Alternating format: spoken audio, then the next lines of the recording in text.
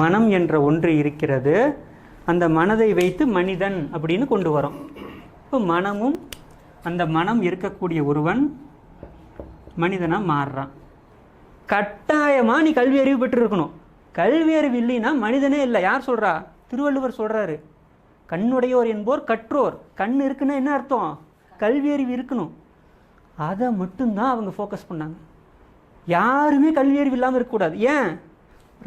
ஒரு மாட்டு வண்டி 2 மாடு இருந்தால் போதும். ஒரு மாடுக்கு நல்ல அறிவு தெளிவு எல்லாம் இருக்குது. மாடு என்ன பண்ணும்? வேகமாக இழுத்துட்டு ஓடும். இன்னொரு மாடு பூம்பு மாடு, தலை மட்டும்தான் ஆட்டும். என்ன அந்த வண்டி கமுந்து போயிடும்.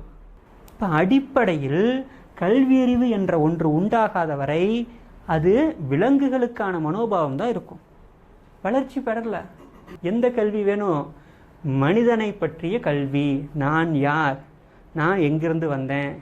என்னுடைய மூலம் எது? நான் எங்கே பயணப்படுகிறேன்? என்னுடைய வாழ்க்கை எதை நோக்கி போகிறது? அப்படிங்கிற தெளிவு இருந்தால் மட்டும்தான் ஆன்மீகம் என்பது அனுபவப்படும். அனுபவம் வேற, நம்பிக்கை வேற. வள்ளலாரே சொல்லியிருந்தாலும் அது எனக்கு அனுபவம் ஆகிறதா?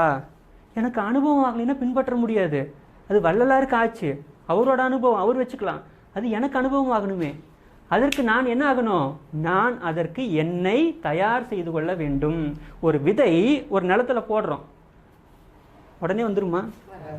அந்த விதையை போடுறதுக்கு முன்னாடி நிலத்தை என்ன பண்ணுறோம்? பண்படுத்துகிறோம்.